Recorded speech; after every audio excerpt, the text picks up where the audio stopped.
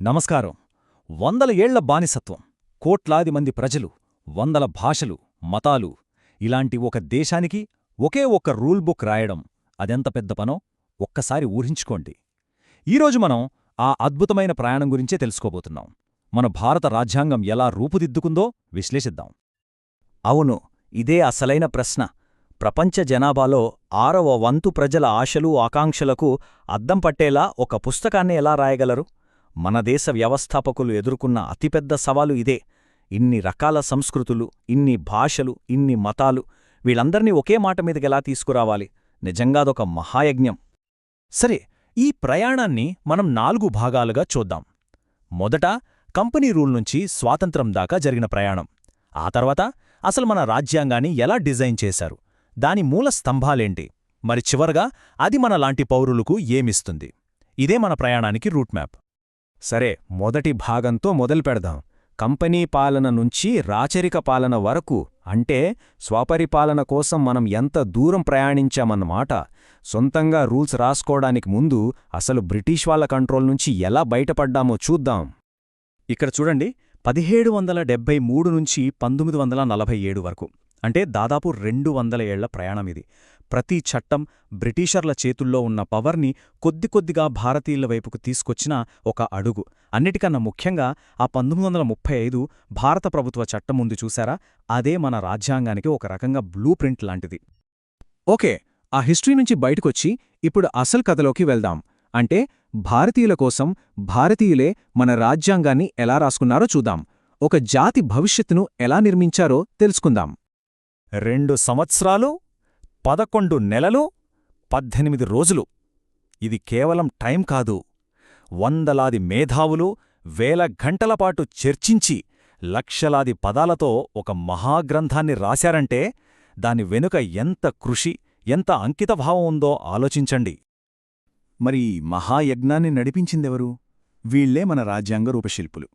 అధ్యక్షుడిగా డాక్టర్ రాజేంద్రప్రసాద్, మన రాజ్యాంగ ఆత్మలాంటి ఆశయాల తీర్మానాన్ని ప్రవేశపెట్టిన నెహ్రూ, కీలక కమిటీలకి పెద్ద దిక్కుగా ఉన్న సర్దార్ పటేల్, మరి అందరికంటే ముఖ్యంగా డ్రాఫ్టింగ్ కమిటీ చైర్మన్గా ఉండి రాజ్యాంగ ప్రధాన శిల్పిగా మనం చెప్పుకునే డాక్టర్ బిఆర్ అంబేడ్కర్. వీరితో పాటు సర్ బిఎన్ రావు లాంటి ఎందరో మేధావులు. 389 ఇది రాజ్యాంగ సభలోని సభ్యుల సంఖ్య. అంటే దేశంలో ప్రతి మూల నుంచి, బ్రిటిష్ ఇండియా నుంచి, సంస్థానాల నుంచి అందరూ వచ్చి ఇందులో పాల్గొన్నారు.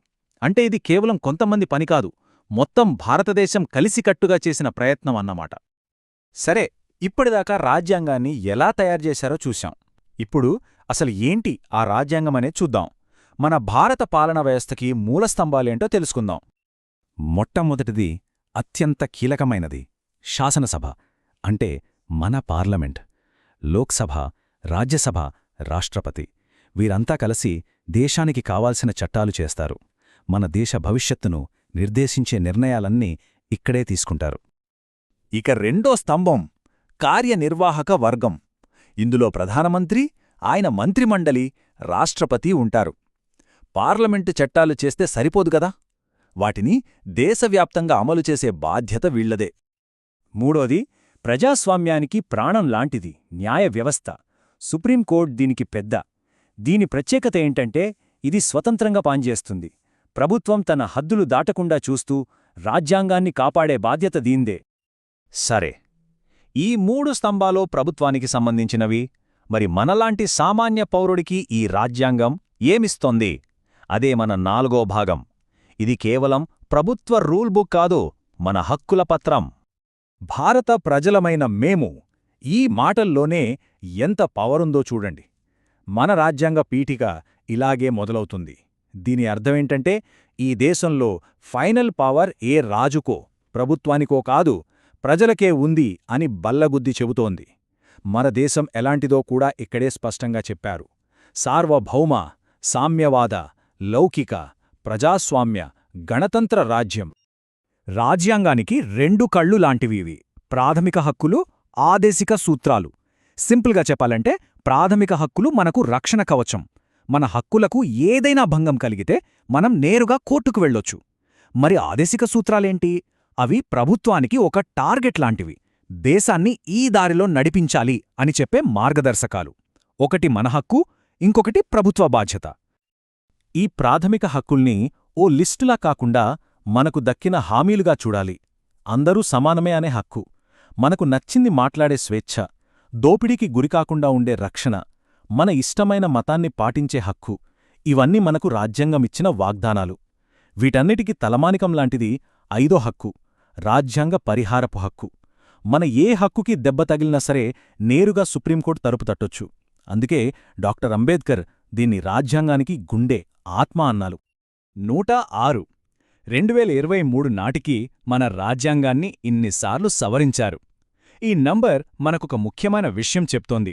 అదేంటంటే మన రాజ్యాంగం ఒకచోట ఆగిపోయిన గ్రంథం కాదు. ఇక్కడే మన రాజ్యాంగ నిర్మాతల గొప్పతనం మనకర్థమవుతుంది. వాళ్ళు అప్పుడే ఊహించారు, కాలం మారుతుంది, సమాజం మారుతుంది, అవసరాలు మారతాయని. అందుకే రాజ్యాంగాన్ని కూడా మార్చుకోవడానికి ఒక పద్ధతి పెట్టారు. అందుకే దీన్ని మనం సజీవపత్రమంటాం. అంటే కాలంతో పాటు ఇది కూడా పెరుగుతుంది, మారుతుంది. సరే, ఈ విశ్లేషణను ఒక ప్రశ్నతో ముగిద్దాం. ప్రపంచంలోనే అతిపెద్ద ప్రజాస్వామ్య దేశంగా ఎదుగుతున్న మన భారతదేశానికి ఈ రోజుల్లో రాజ్యాంగమిచ్చిన ఏ హామీ అన్నింటికన్నా ముఖ్యం అనిపిస్తోంది? సమానత్వమా? స్వేచ్ఛ? న్యాయమా? ఈ ప్రశ్న గురించి ఆలోచిస్తూ మన రాజ్యాంగం ఎంత గొప్పదో మరోసారి గుర్తుచేసుకుందాం. ధన్యవాదాలు.